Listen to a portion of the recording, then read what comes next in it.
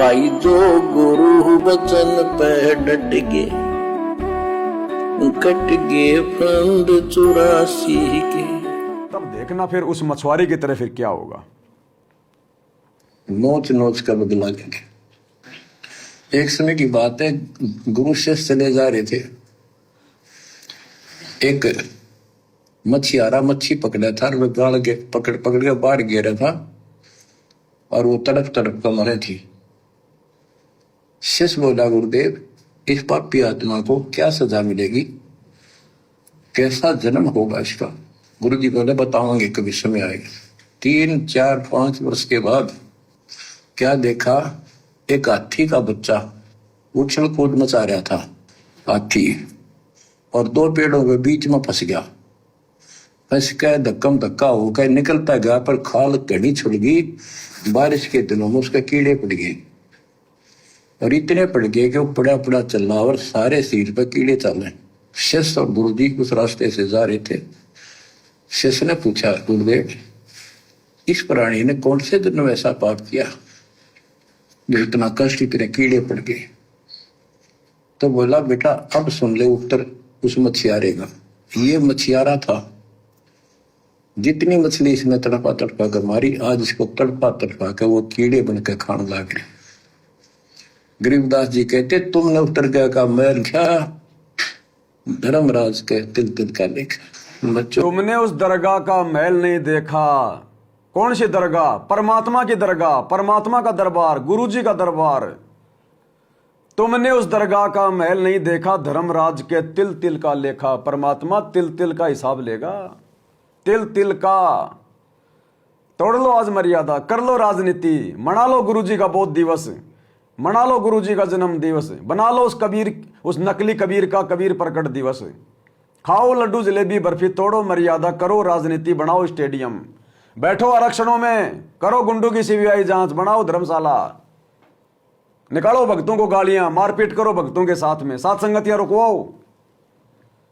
इस जन्म में तो कुछ नहीं होगा, खाओ पियो ऐश करो, थोड़ी बहुत भक्ति तुम्हारी बन गई। अगले जन्म में जैसे वो मछुआरा फिर हाथी का बच्चा बना, ऐसे ही फिर अगले जन्मों में गधे बनोगे, कुत्ते बनोगे, जब बुरी हालत होगी। फिर कोई किसी से पूछेगा, कोई शिष्य अपने गुरु से पूछेगा, जो त्रिकालदर्शी होगा, वशिष्ठ जैसा, विश्वामित्र जैसा, कि गुरुजी इस पापी प्राणी ने, इस कुत्ते ने ऐसा कौन सा पाप कर्म किया था जो आज इतनी बुरी तरह इसके सर में कीड़े पड़े हुए हैं। तो वो त्रिकालदर्शी वशिष्ठ देखेगा ध्यान लगा के, वत्स जब कलयुग की बिचली पीढ़ी में पूर्ण परमात्मा कबीर अग्नि संत रामपाल जी का रूप धारण करके पृथ्वी पर प्रकट हुए थे। ये नादान प्राणी उस समय उनका शिष्य था, उनका भगत था, और इस नादान प्राणी ने गुरु रूप में आए हुए कबीर अग्नि को ना पहचान कर उनकी मर्यादाओं को हल्के में लिया। इस नादान ने राजनेताओं को ज्यादा महत्व दिया। इस नादान ने अपने गुरु की मर्यादाओं का उल्लंघन किया। इस नादान ने जगत वालों के साथ भाईचारा निभाया। इस नादान ने अपने गुरु की मर्यादाएं तोड़ी। आज ये उसी का फल भोग रहा है वत्स। और ऐसे ऐसे तो ना जाने कितने कुत्ते के जन्म भोगेगा ये अभी आगे। फिर ये कथाएं बनेंगी, कथाएं। जैसे वो शिष्य अपने गुरु से पूछ रहा कि गुरुजी इस नादान प्राणी ने ऐसा किसी जन्म में कौन सा कर्म किया था जो हाथी बन के आज इसके कीड़े पड़ रहे हैं। तो गुरु ने बताया, पिछले जन्म में ये मछुआरा था और परमात्मा की भक्ति की नहीं, भगवान से डरा नहीं, और मछलियां पकड़ पकड़ के खाता रहा, कुकर्म करता रहा। तो मछलियां पकड़ना, जीव हत्या करना परमात्मा की मर्यादा तोड़ना है कि नहीं है? अरे आज हमें गुरुजी ने जीव हत्या करने के लिए मना किया ना, और यदि कोई करेगा तो मर्यादा तोड़ना है ना भगवान की। तो ऐसे ही गुरुजी ने तो हमारे को खेल खेलने के लिए मना किया है और तुमने बनवा दिए स्टेडियम। गुरुजी ने तो हमारे को राजनेताओं से संपर्क करने से मना किया है और तुम तो राजनेताओं की रैलियों में चक्कर काट रहे हो, उनका सपोर्ट करते फिर रहे हो। गुरुजी ने हमारे को संसार के लोगों के पास में फालतू में बैठने से मना किया है। तुम जाट आरक्षणों में जबरदस्ती जाके बैठ रहे हो। गुंडों की सीबीआई जांच का जबरदस्ती समर्थन कर रहे हो। उल्टा तुम उनको धन का गुरु की आड़ में दान ले लेके उनको दे रहे हो। धर्मशालाएं बनवा रहे हो दुनिया की, आडंबर करने के लिए, पाखंड करने के लिए। तो ये मर्यादा नहीं तोड़ रही क्या परमात्मा की? तो तुमने उस दरगाह का महल नहीं देखा, धर्मराज के तिल तिल का लेखा। ये समदृष्टि है। सतगुरु के लक्षण 4 बखाना, इसमें एक लक्षण है समदृष्टि। आने वाले समय में दिखाएगा कि समदृष्टि क्या होता है। आने वाले समय में ये डोम बाट के गीत नहीं है। इसलिए तो कहते हैं गुरुजी कि बच्चों, मैं कोई डोम बाट नहीं, कोई मांगने खाने वाला नहीं। एक एक बात कह रहा हूं, परमात्मा की बताई हुई है। लेकिन तुमने अपने गुरुजी के सत्संगों को डोम बाट के गीत समझ लिए। डोम बाट के गीत ये तो ऐसे ही भोक रहा है, इसको क्या पता। आने वाले समय में पता चलेगा कि किसको पता था और किसको नहीं पता था। तरफा के वो कीड़े बन के खाने लगे। देख, इस प्राणी ने कौन से दिन में ऐसा पाप किया जो इतना कष्ट, इतने कीड़े पड़ गए। तो बोला, बेटा अब सुन ले उत्तर उस मछियारे का। ये मछियारा था, जितनी मछली इसने तड़पा तड़पा कर मारी, आज इसको तड़पा तड़पा के वो कीड़े बन के खाने लगे। गरीबदास जी कहते, तुमने उत्तर गया का मैल क्या, धर्मराज के तिल तिल का लेख। बच्चों, आंख खोल लो, कौन सी दुनिया में घूम रहे हो तुम। 2 दिन का जीव।